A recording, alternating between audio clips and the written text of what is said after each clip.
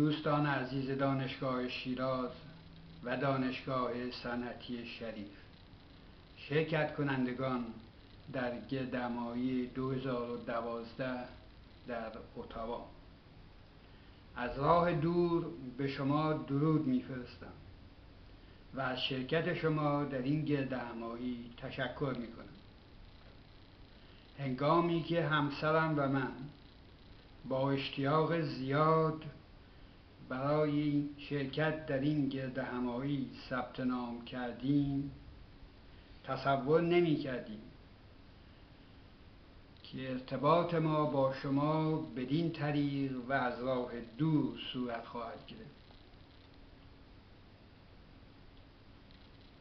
خونریزی چشمم که در سفر آمریکا به آلمان رخ داد مرا مجبور کرد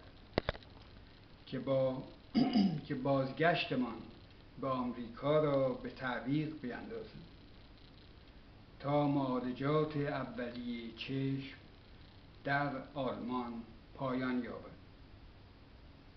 بدین ترتیب نتوانستیم امروز در جمع شما حاضر باشیم.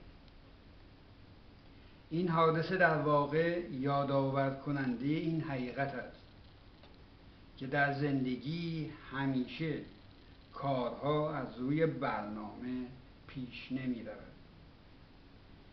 به همین شکل اعضای بورد سوتا و دانشگاه شیراز و کمیته برگزار کننده گردهمایی در اتاوا که همه کوشش خود را به کار بردند تا یک گردهمایی بی‌نظیر برای شما تدارک ببینند، تصور نمی‌کردند که کشور میزبان کانادا به خاطر مسائل سیاسی دفتر کنسولی خود را در تهران خواهد بست و شرکت کنندگان از ایران را با مشکلات بزرگ مواجه خواهد ساخت.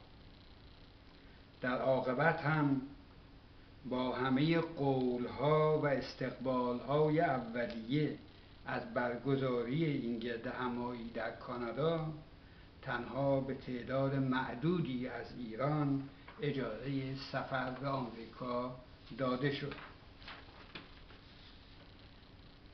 ولی باید به یاد بیاوریم که گردهمایی‌های سوتا همواره تحت تأثیر ویزا و مشکلات آن قرار داشته است.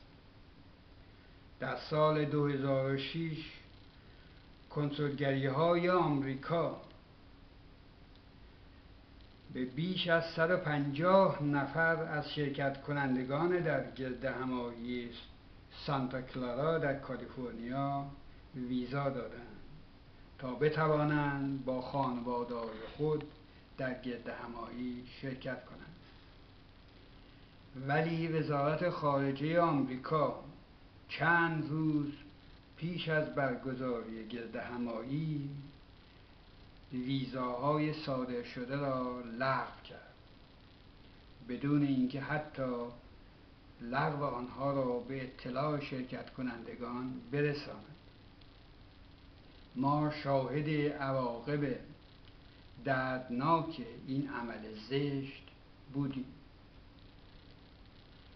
ولی این موانع و اشکالات نتوانسته است و هرگز نخواهد توانست باعث قطع ارتباط ما با اعضای مقیم ایران گردد. فراموش نکنیم که تنها همبستگی ما میتواند تضمین کننده بقای انجمنهای ما باشد. برای گردهمایی اتاوا موفقیت و برای شما روزهای خوشی را در اتاوا آرزومندم.